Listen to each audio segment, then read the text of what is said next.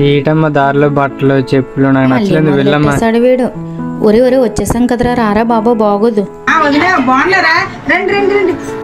బాగున్నాం వదినా రారా. అసలు ఏటమ్మా బట్టలు మంచం మీద ఏం కూర్చుంటామని ఏం పడుకుంటామన్నమ్మా నాకు నచ్చలేదు, నేను వెళ్ళిపోతాను. ఒక్క రాత్రే కదరా అడ్జస్ట్ అవరా, ఎక్కడా అడ్జస్ట్ అవ్వకపోతే ఎలారా బాబు. అసలు ఎక్కడ అడ్జస్ట్ అవ్వమంటావమ్మా, మంచం చూస్తే పిల్లలు కుమ్మేస్తున్నారు, కుర్చీలు ఎలా పడితే అలా చండాలంగా ఉన్నాయి. అసలు నాకు ఎక్కడ నీట్నెస్ అనేది కనబడట్లేదమ్మా, నేను వెళ్ళిపోతాను, నాకు ఇంట్రెస్ట్ లేదు. నీట్నెస్ గురించి ఇడే మాట్లాడాలా. అమ్మా ఏంటిది ఇది? అమ్మా అమ్మా ఇలా రామ్మా ఒకసారి. వస్తున్నాను ఆగరా. వస్తానమ్మా బాబు పిలుస్తున్నాడు.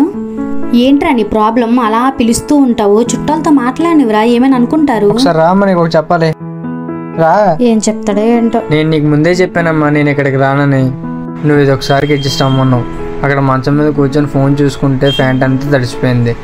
చేతులు కడుక్కుందామని వాష్రూమ్కి వెళ్తే అక్కడ అస్సలు నీట్గా లేదో వాసన. నేను ఇంక అడ్జస్ట్ అవ్వలేనమ్మా, నేను వెళ్ళిపోతాను, నాకు నచ్చట్లేదు. నాన్న నువ్వే చిన్నపిల్లల ఎక్కడ వస్తువులు అక్కడ చిందరవందరగా పడేస్తావు కదా, ఇంతమంది ఉన్నారు కదా, అలాగే చిన్నపిల్లలు కూడా ఉన్నారు కదా నాన్న, ఇంకిల్లు ఎలా ఉంటుందిరా చెప్పు. 1-2 రోజులు ఎక్కడికి వెళ్ళినా అడ్జస్ట్ అవ్వాలమ్మా. అయినా ఇందాక నుంచి చూస్తున్నాను నీట్నెస్ అంటున్నావు, నువ్వే నీట్నెస్ మెయింటైన్ చేయవు ఇంట్లోని. బయట నుంచి వస్తావు, ఎక్కడ వస్తువులు అక్కడ పడేస్తావు, తుడుచుకుని టవలించి డోర్ మీద వేసేస్తావు, ఒక డ్రెస్ కోసం 10 డ్రెస్సులు తీస్తావు, నువ్వే నీట్నెస్ మెయింటైన్ చేయవు. అలాంటిది వేరే వాళ్ళ నీట్నెస్ కోసం నువ్వు కమెంట్ చేయకూడదు నాన్న.